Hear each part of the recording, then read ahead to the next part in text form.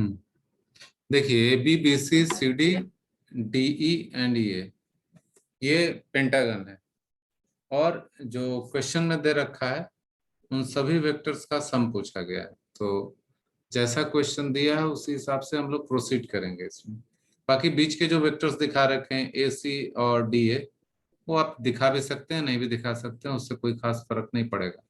जहां जरूरत पड़ेगी वो ड्रॉ करेंगे, उसको ड्रॉ करना कोई कंपल्सन नहीं है। तो यहाँ से देखिए, पूछा गया है कि A B vector plus B C, A B plus B C plus D A plus A C plus D E plus E ए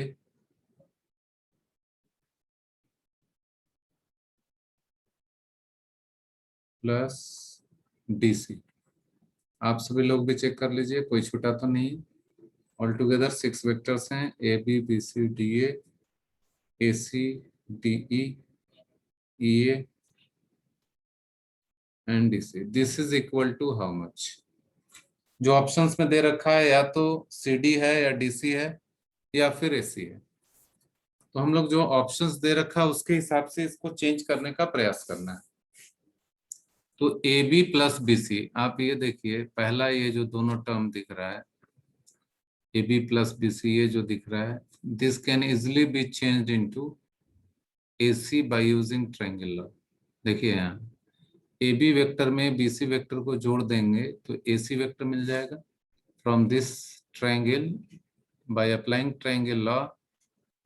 आप सब लोगों ने पिछले क्लास में सीखा था, this is equal to A C, तो इसकी जगह पे ए सी लिख दे रहे हैं, तो ये हो गया ए सी प्लस डी ए।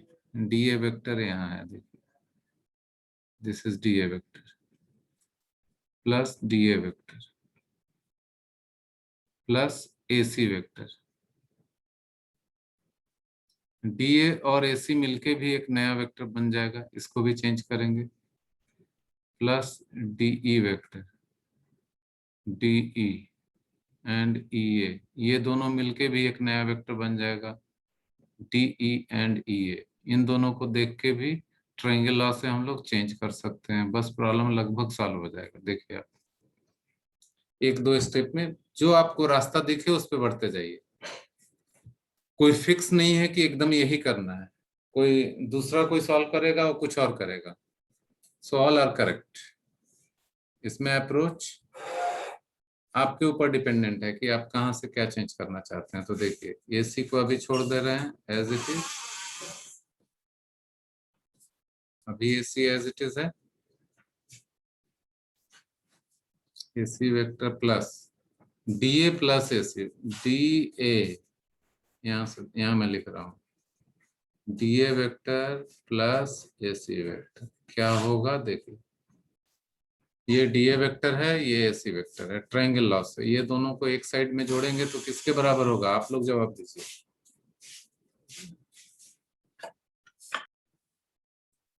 यहाँ पे मैं लिख भी दे रहा हूँ D E plus E A, diagram से क्लियर है, डी ए के बराबर, और ये तो क्लियर था ही। This is equal to D A plus D C. अब देखिए ये सिंप्लीफाई हो जाएगा, प्लस डी सी। अब ये इतना छोटा हो गया, डीसी डीसी दो दो आ गया, तो ये दोनों एक साथ कर लेते हैं, 2 times DC plus AC vector and D A vector. Diagram में देखिए AC vector plus D A vector, AC plus D ए, यहाँ ऑलरेडी हम लोगों ने लिखा हुआ है, डीसी हो जाएगा, डीसी हो जाएगा, ये दोनों मिलकर डीसी, और एक डीसी ऑलरेडी है, तो this is equal to 3 times DC. This is the answer. Second question में जो डायग्राम था ऐसा डायग्राम था, एक राइट एंगल ट्रायंगल बना हुआ है, देखिए ऐसा एक राइट एंगल ट्रायंगल बना हुआ है इस तरह का।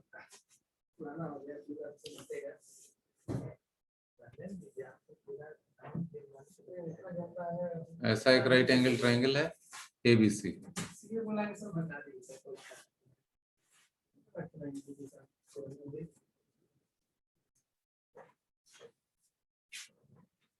ABC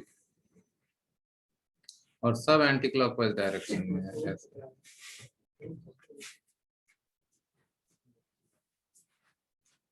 ये है vector F1,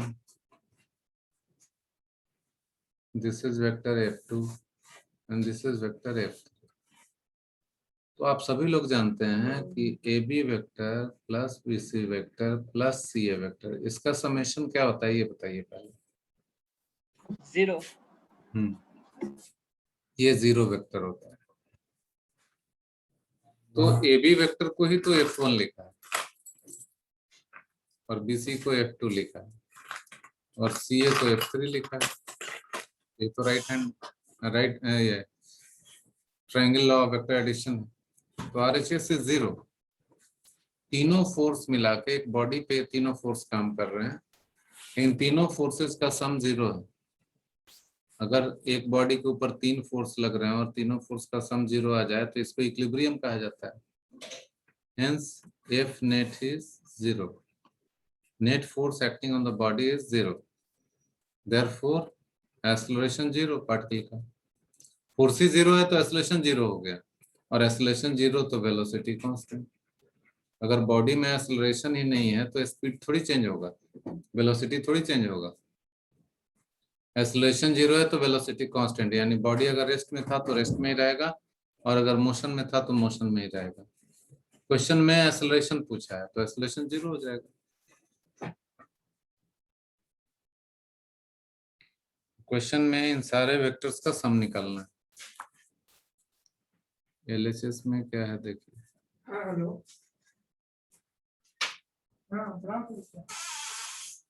AB vector plus AC vector plus AD vector plus AE vector plus AF vector, ये K टाइम्स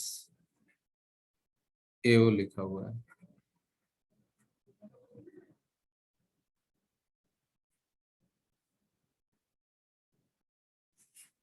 तो AB AC AD AE AF K times AO, तो हम लोग को K का वैल्यू निकालना है। तो हम लोग स्टार्ट करेंगे लेफ्ट हैंड साइड से। देखिए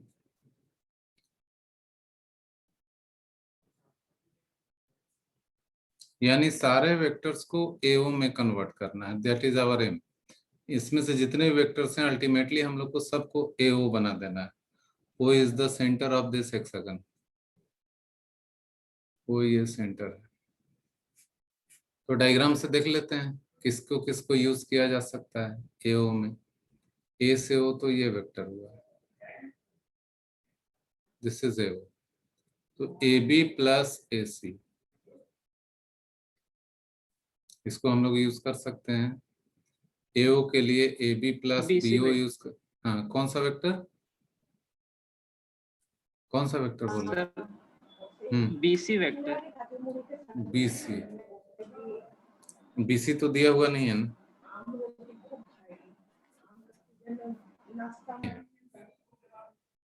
तो अभी हम लोग क्या करने जा रहे हैं, इन दोनों एक्सप्रेशंस का यूज करने जा रहे हैं। ये ट्रायंगल लॉ से ये दोनों इक्वेशन हम लोगों ने बनाया। AB को अभी टच नहीं कर रहे हैं, इसको ऐसे ही छोड़ दे रहे हैं AB को। AC वेक्टर, AC वेक्टर को लिख रहे हैं AB vector plus BC vector, AB vector plus BC vector plus AD है AE है AE, तो AE वेक्टर को चेंज करेंगे, AD वेक्टर को अभी छोड़ दे रहे हैं, AD को अभी हम लोग कुछ नहीं कर रहे हैं, AD वेक्टर को एज इट इज रहने देते हैं। रीजन इज आप डायग्राम में देख सकते हैं AD वेक्टर अपने काम का है। AD vector is 2 times AO, you can see. AD जो है ये सेंटर है, ए ओ और ओ डी दोनों तो इक्वल है ना, ए ओ बराबर ओ डी है, यस सर। तो ए डी को हम लोग 2AO लिख सकते हैं। तो हमें तो लास्ट में AO बनाना है, इसलिए AD को छोड़ दे रहे हैं। और यहाँ AE दिख रहा है, AE की जगह पे ये पूरा डाल दीजिए। AE की जगह पे मैंने डाल दिया AD प्लस DE और एक AF बच गया यहाँ पे AF। अब देखिए 50% काम हो गया। पहले तो यहाँ एक AD है, यहाँ एक AD है, 2AD हो गया, 2AD and AD is 2AO, तो 4AO तो पहले ये दोनों मिलकर हो गया। ये AD खत्म, ये AD खत्म, बाकी को एक साथ अब कर लेते हैं। AB and AB 2AB plus BC 2AB हो गया और BC हो गया प्लस DE प्लस AF। देखिए शायद इसमें से कुछ कैंसिल भी हो सकता है, just verify.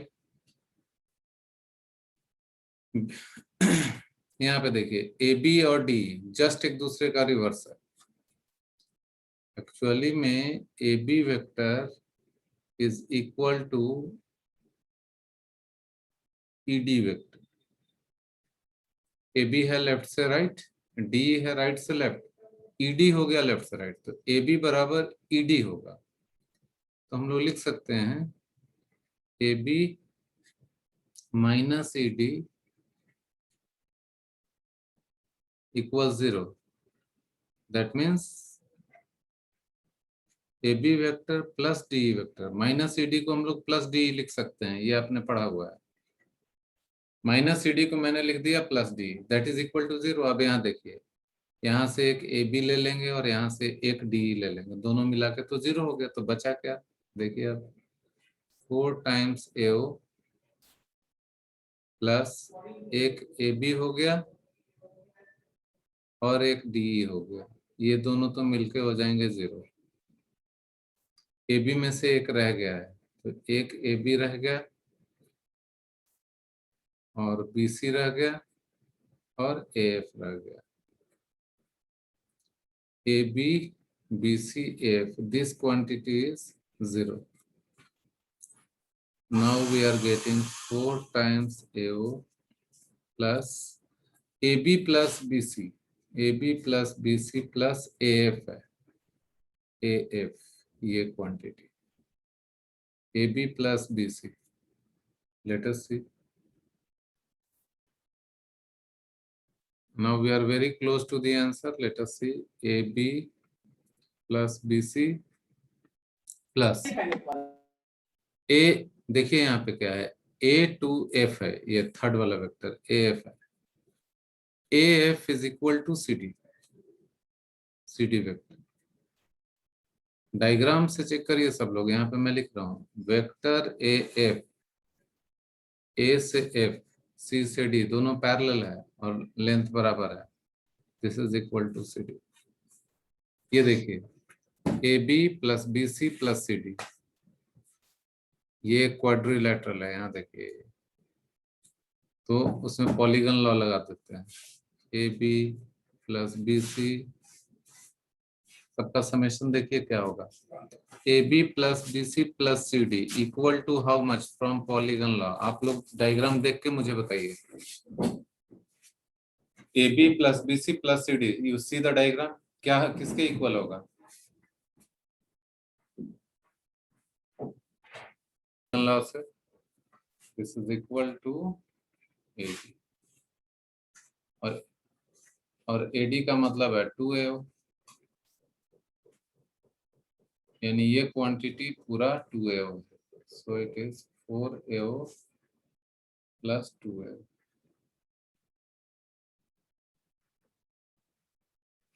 Final answer is 6AO, therefore K का वैल्यू 6 हो जाएगा। वेक्टर का प्रोजेक्शन कैसे लेते हैं, कंपोनेंट कैसे लेते हैं, ये हाउ टू टेक कंपोनेंट और प्रोजेक्शन ऑफ अ वेक्टर।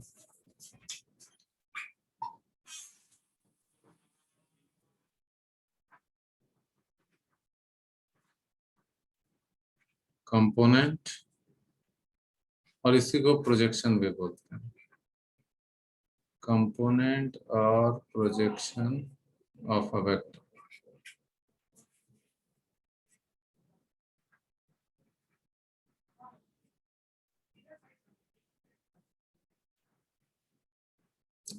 किसी भी वेक्टर का कंपोनेंट किसी दूसरे वेक्टर के अलोंग लिया जा सकता है या किसी लाइन पे लिया जा सकता है। ये दोनों ऑप्शंस होते हैं। We can take component along a vector और अ गिवन लाइन, दोनों में से कोई भी काम किया जा सकता है। इसको ठीक से समझना होगा, हाउ टू टेक कंपोनेंट और projection of a vector. Suppose अभी हम लोग एग्जांपल के लिए ले लेते हैं component of vector p along vector q। मैं आपको ये बताने जा रहा हूँ कि how to take component of a given vector p along vector q, how to take.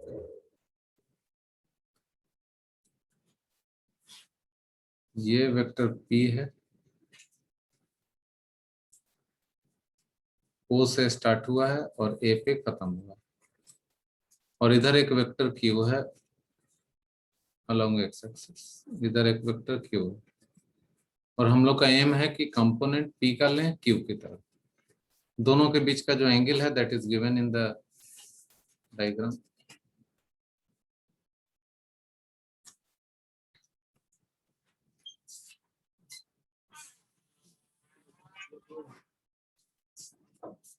लीजिए ना करेंगे अभी फिर 50 फीट के पास तक पहुंची हुई है। 50 फीट के बराबर दोनों बढ़ वेक्टर रही के है। बीच का एंगल थीटा है।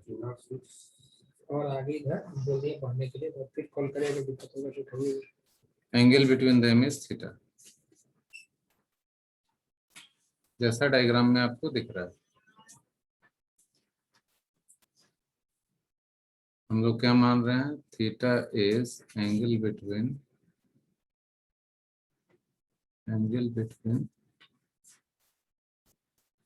Vector p and vector q, theta angle है।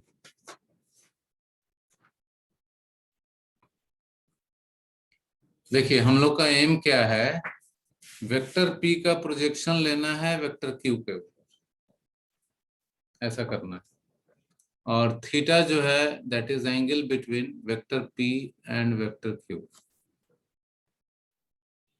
तो जो मैं बोल रहा हूँ उसको ध्यान से सुनना है, जो डिफिनीशन है वो बता रहा हूँ मैं। देखिए वेक्टर p जो है o से स्टार्ट हुआ है और a पे खत्म हुआ है। वेक्टर q यहाँ से स्टार्ट हुआ है पॉइंट b से और c पे खत्म हुआ है। यानी OA वेक्टर जो है वही है वेक्टर p, और BC वेक्टर ही वेक्टर q है। इतना तो आप समझते हैं बहुत आसानी से। हमें प्रोजेक्शन लेना है वो वेक्टर p का, तो जिस वेक्टर का प्रोजेक्शन चाहिए हम लोग ये काम कर रहे हैं, component of p along q क्या होगा ये समझने की कोशिश कर रहे हैं। तो जिस वेक्टर का प्रोजेक्शन लेना होता है उसके एंड पॉइंट को मार्क कर लीजिए, और वहां से परपेंडिकुलर ड्रॉप करना होता है दूसरे वाले वेक्टर पे। तो O से परपेंडिकुलर ड्रॉप करेंगे वेक्टर Q के ऊपर, ऐसा। और इसका टेल था, और इसके हेड से भी परपेंडिकुलर ड्रॉप करेंगे वेक्टर Q के ऊपर, क्योंकि हमें वेक्टर P का प्रोजेक्शन लेना है। We want to take projection of vector P along vector Q। P का प्रोजेक्शन चाहिए Q वेक्टर पे, इसलिए हमने वेक्टर P के एंड पॉइंट से परपेंडिकुलर्स को ड्रॉप किया।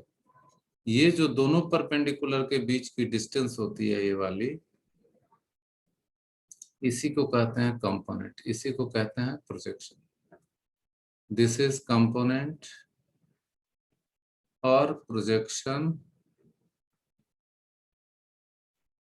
Of vector P on vector Q।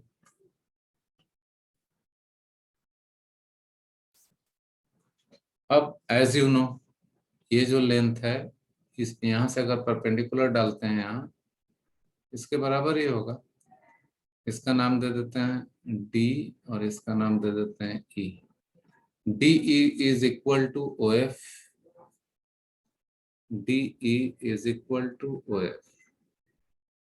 दोनों परपेंडिकुलर्स के बीच का जो डिस्टेंस है वो डी ई वही कहलाता है कंपोनेंट या projection, that is equal to O F also.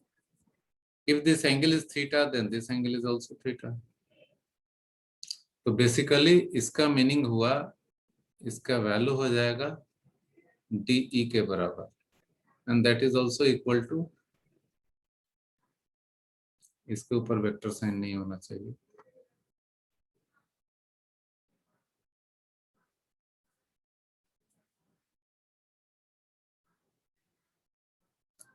D equals O F. तो cos थीटा से आसानी से ये निकल जाएगा। देखिए cos थीटा की वैल्यू हो जाएगी from the right angle triangle, cos theta is O F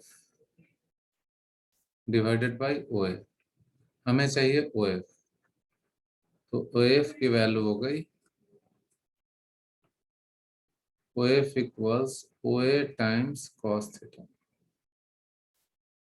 और ओ ए क्या है ये, यहाँ देखिए O A is vector P, vector sign remove कर लिया, यानी this is modulus of vector P, this oh this is modulus of vector P into cos theta, hence OF equals TE equals P cos theta.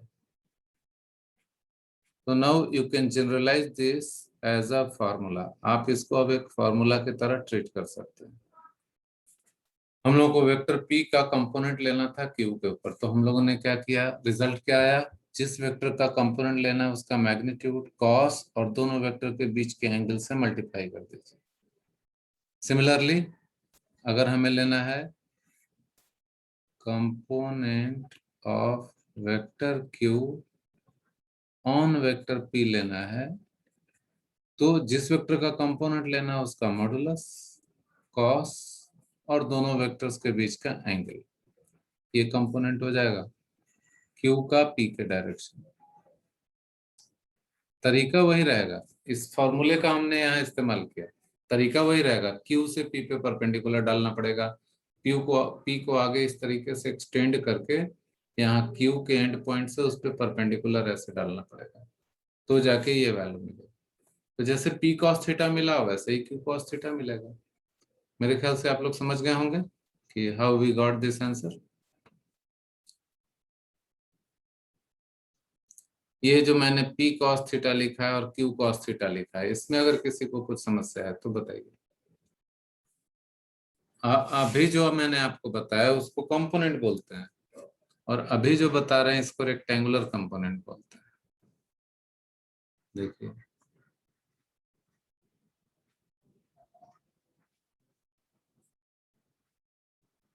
Rectangular component of a vector.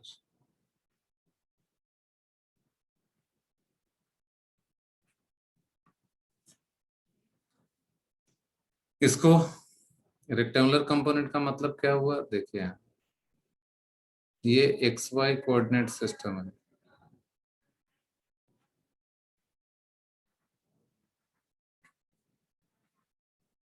और एक vector ये रहा vector P।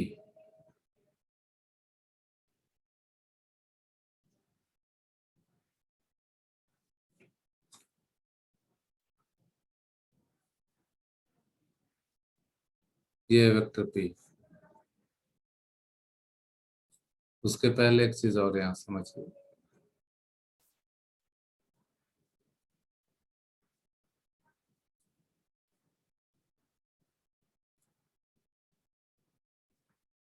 आप ये देखिए इसमें vector P start हुआ है ओरिजिन से, यहाँ से स्टार्ट ही हो रहा है और यहाँ पे खत्म हुआ है। इस केस में ले रहे हैं कि वेक्टर P यहाँ से स्टार्ट हो रहा है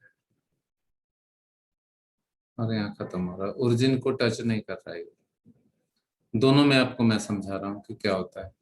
सपोज वेक्टर P का कंपोनेंट चाहिए एक्स एक्सिस के अलोंग, तो जो अभी रूल मैंने बताया, किसके एंड पॉइंट्स को मार्क कर लेंगे, और वहां से एक्स एक्सिस पे परपेंडिकुलर डालेंगे। ये अगर ये एंगल अल्फा है तो ये दोनों परपेंडिकुलर के बीच का जो डिस्टेंस होगा इसके बराबर होगा। ये जो लेंथ होगी यहाँ से यहाँ तक,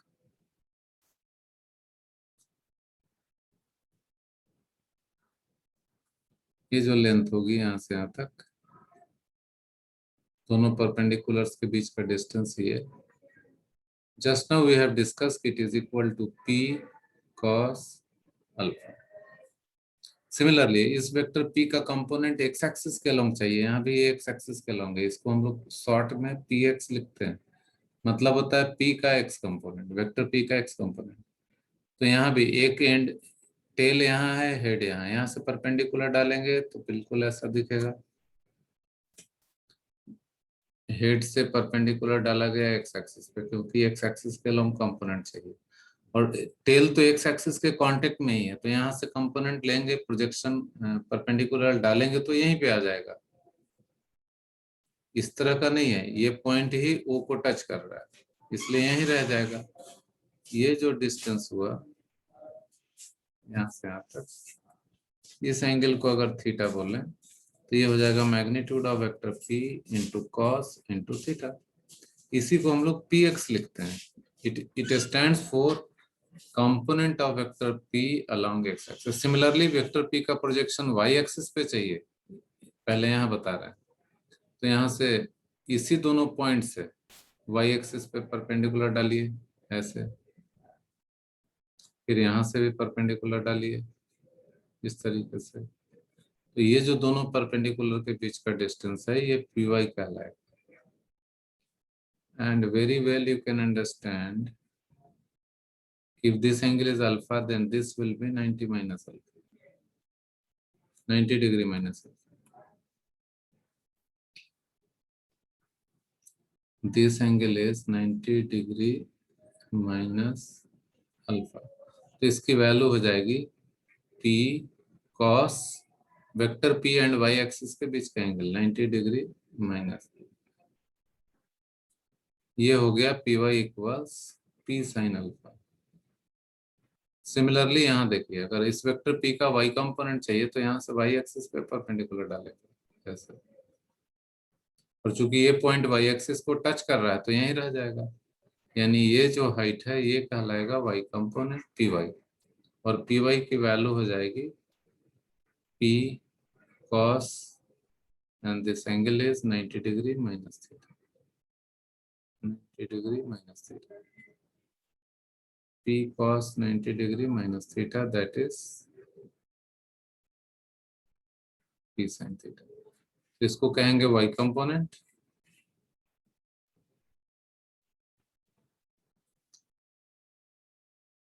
this is y component of vector p, and this is x component of vector p, px, this is x component of vector p, दोनों में this is x component, this is y component। अब यहाँ समझिए, एक example लेते हैं, यहाँ देखिए,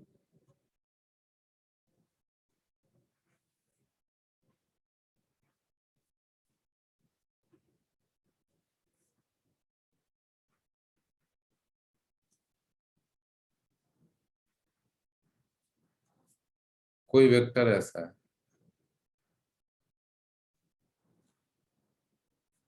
यह है वेक्टर q,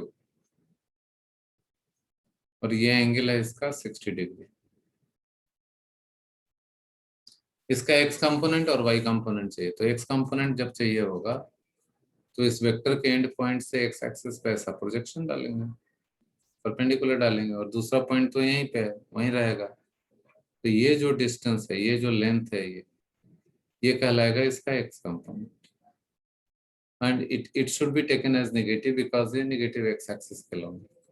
इसका मैग्नीट्यूड हो जाएगा, this is equal to magnitude of the vector q cos 60 degree, इन ये है लेफ्ट साइड में, यानी कि ये कंपोनेंट जो है x component, this is negative because negative x axis की तरफ डायग्राम में दिख रहा है। लेकिन y कंपोनेंट पॉजिटिव ही रहेगा क्योंकि ये पॉजिटिव y एक्सिस के अलावा, यहाँ से y एक्सिस पे परपेंडिकुलर डालेंगे तो ये जो वैल्यू आएगी q qy is positive, this is sorry qy है ना, ये भी qx होगा ना, this is qx and this is qy.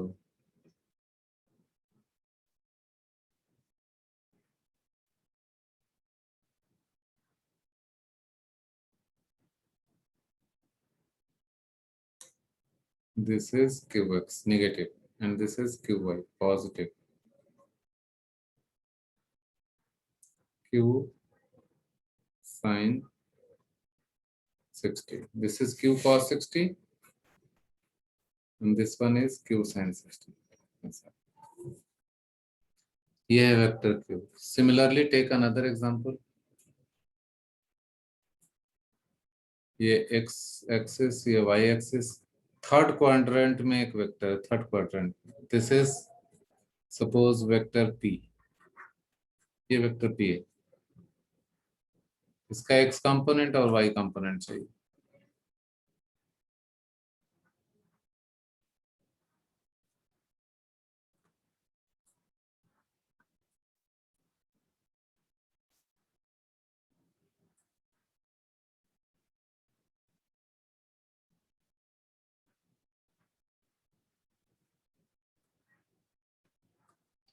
ये एंगल को मान लेते हैं थीटा, या इस एंगल को मान लेते हैं 40 डिग्री, तो ये हो जाएगा 50 डिग्री. इसका अगर x कंपोनेंट चाहिए तो यहाँ से परपेंडिकुलर डालिए ये, और सेकंड पॉइंट तो ओरिजिन पे ही है, ये कहलाएगा x कंपोनेंट. इसको बोलते हैं px, that is p cos 40. Similarly अगर ये नेगेटिव होगा क्योंकि ये नेगेटिव x एक्सिस की तरफ है, this component is negative. y component चाहिए तो यहाँ से y एक्सिस पे परपेंडिकुलर डालेंगे, तो this is y component py. p cos and angle between them, p cos 50 भी इसको लिख सकते हैं और इसको p sin 40 भी लिख सकते हैं, because cos 50 is equal to sin 40. Similarly, ये p cos 40 है, you can also write it p sin 50. जैसे इसको मैंने p cos थीटा लिखा है, इसको p sin 90 माइनस थीटा भी लिख सकते हैं. तो यहाँ पे y कंपोनेंट भी नेगेटिव है और x कंपोनेंट भी negative, this is also negative.